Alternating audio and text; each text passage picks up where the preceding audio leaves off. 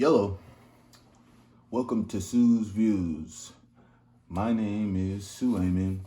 When you address me, put a king in front of that. Today I'm going to do a review of Animal Farm, one of those classic books that you got to read in school. They got movies about it, yada, yada, yada. I think that like books that are really small like this, I got Great Gatsby coming up soon, but like small books that aren't like Harry Potter, you know what I mean? Like full series or whatever. If they can like power pack the amount of information that's included in here enough to where it gives like a vivid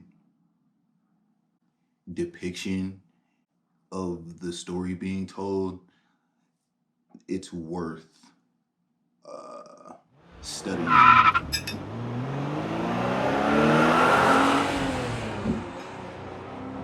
got some cinnamon in that coffee.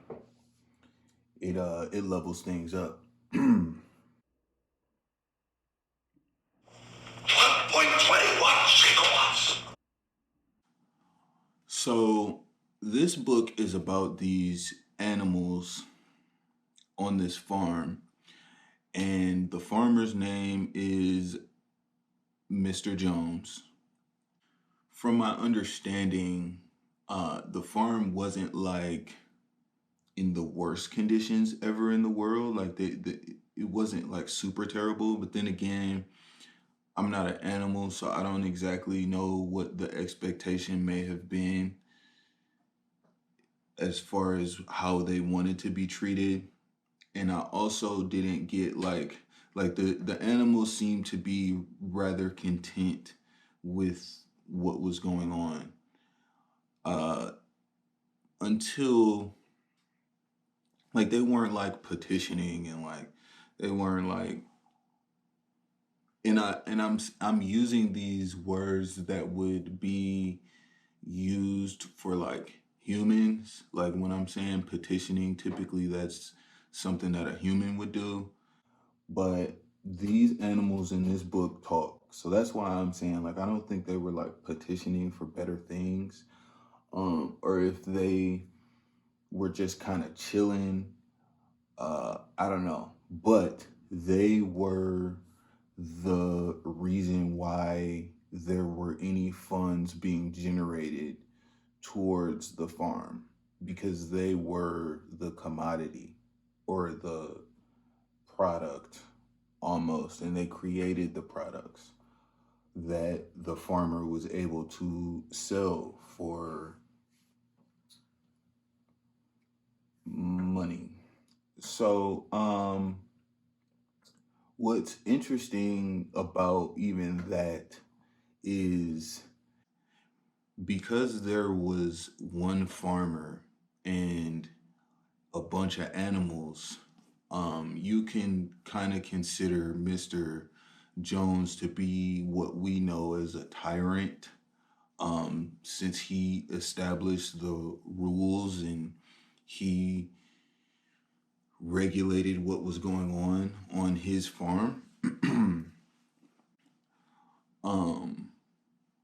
But that's interesting in itself because can you quantify intelligence? Like if you're the person that can do the planning and create a system that works, are you more valuable than the commodity? For instance, if I create a company where I sell books, am I more important than the book? Or is the book more important than me? You know, so that in itself is like one of those, it's a concept that is brought to you indirectly in this book. And I like that about this book. It gives like these indirect ways of explaining society or asking questions about society. It it gives you enough to ask questions about society while also giving you a bit of an answer to these things. Because we live in a society where intelligence is somewhat quantified. And if you are the farmer, then you seem to be the most important aspect of the farm, even though you're not the product. That in itself was like really cool. It seems to be simple the way in which George Orwell like explains these things, but they're really complex ideas, and I can appreciate that. So what ends up happening is there's like this old homie named Old Yeller, old Major. I think he was like a pig. I can't even remember what he was. He has like this vision or something like that, and he gives a speech about the conditions that are going on the farm and what the problem seems to be. And so I'm gonna give a quick quote on what he explained in his vision. I believe he had a dream. Is it not crystal clear, comrades, that all the evils of this life of ours spring from the tyranny of human beings? Only get rid of man, and the produce of our labor would be our own. Almost overnight, we will become rich and free. What then must we do? Why work night and day, body and soul, for the overthrow of the human race? That is my message to you, comrades. Rebellion. I do not know when the rebellion will come. It might be in a week or in 100 years. But I know, as surely as I see the straw beneath my feet, that sooner or later justice will be done. Fix your eyes on that, comrades, throughout the short remainder of your lives, and above all, pass on this message of mine to those who come after you, so that future generations shall carry on the struggle until it is victorious. I think that sparked, I don't think, it sparked a newfound attitude for some of the animals. Some of the animals seem to be a little more intelligent than the others, like the pigs seem to like grasp on to a little more of the more complex aspects of the revolution or the rebellion. And so they hear this speech, and the old major, he he gives them like a new he gives them like a song to where they like chant this song, and it's kind of interesting. uh but Mr. Jones, excuse me, old major is like, yo, Mr. Jones doesn't lay any eggs. He doesn't really till the land all like that. Like, dude is just a cancer to us, and he's taking our freedom. Excuse me. And man is the reason for the crap that they endure as animals. And so, like, once he does that, he all the animals kind of wake up to the concept that they are more valuable than Mr. Jones was treating them.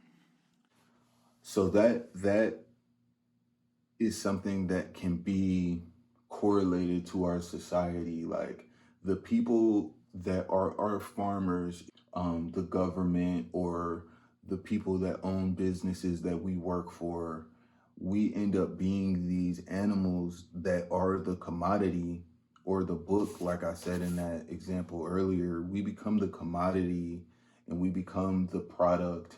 And because we didn't create the plan in which the product gets sold, the way in which we're treated is kind of less than him, or less than the entity. And that's really cool. So that's what I mean as far as like the concepts in this book are rather complex, yet he puts it in a simplistic form where it's just animals on a farm. It's not necessarily like this whole drawn out explanation as to wages and laws and politics and all of these things, but there's a way in which you kind of understand these things to be true though. So the OG dude, he's like, yeah, don't trust man whatsoever. You know what I'm saying? Once the rebellion is up, do not succumb to the same evils that man already exists in. So he's like, don't sleep in the bed, don't use money, no drinking, no smoking. He like lays out this whole like explanation as far like don't do anything that the two-legged people do. You know what I mean? Don't even walk up straight, like walk up on two legs and things like this. And then the anthem that they have, the animals were like totally down for the anthem. They're like singing it, ooh ooh ooh ooh ooh ooh. And that's pretty cool. And then old Major died. Right. So now there is like that spark was generated, but then it gets blown out. And now it's up to those that were there to, like in the original speech, to keep up the rebellion, just like old Major said. Like, I don't know if this is going to happen in a week or 100 years, but pass this down to those who weren't there. 1.21 gigawatts. So there's like several characters in the book. There's like a horse, there's pigs, like I was saying, there's some sheep, there's this other horse, and her name is Molly. And I like Molly because she just she just wanted to be pretty. She really wasn't tripping on any of this stuff. And what ends up happening with her is interesting. And what ends up happening with all of these animals as they go through this is extremely interesting. And so I'm not gonna like go into what happens to the animals or if the rebellion gets started or what kind of goes on. I just want to kind of give a lead in to what is transpiring in this book enough for you to like get interest and want to read it yourself. This is a good book. It's a classic. It's one of those like, oh, you ain't heard Thriller before?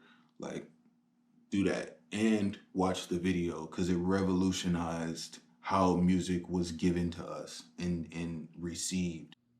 I think that's the same. That's the same thing. Let me take a look at these notes. Right. Okay. So in the end, with the newfound vibe on the farm, like, what are the animals gonna do with this? You know, are they going to create a better system? Are they gonna overthrow the government? Are they gonna, you know, what's gonna happen? So yeah, shouts to this book. I enjoyed it.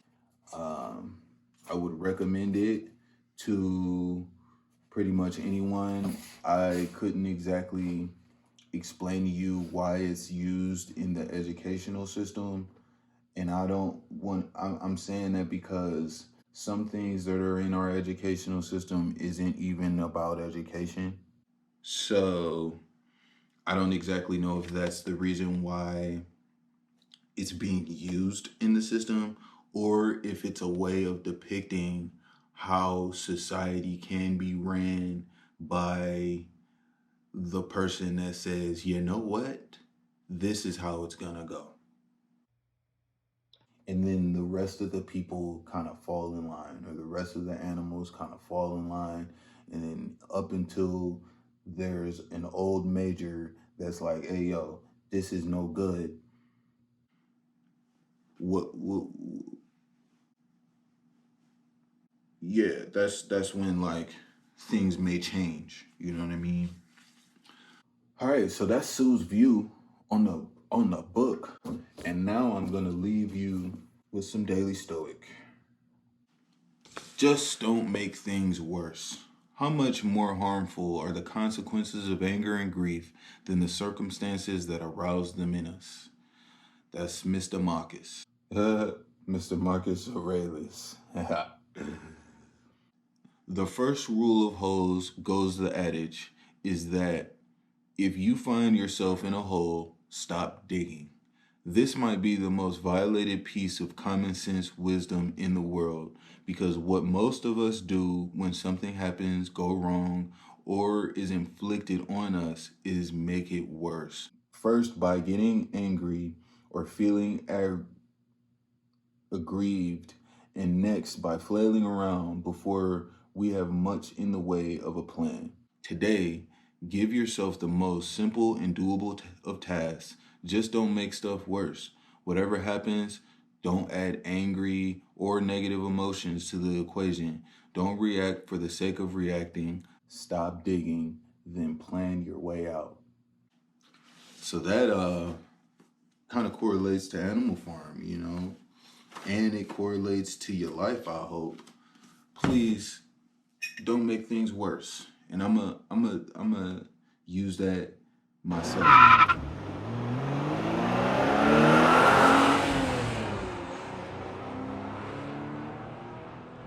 I'm praying for you.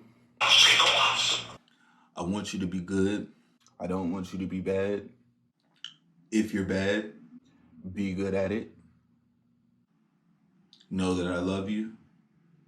And I'm going to see you later.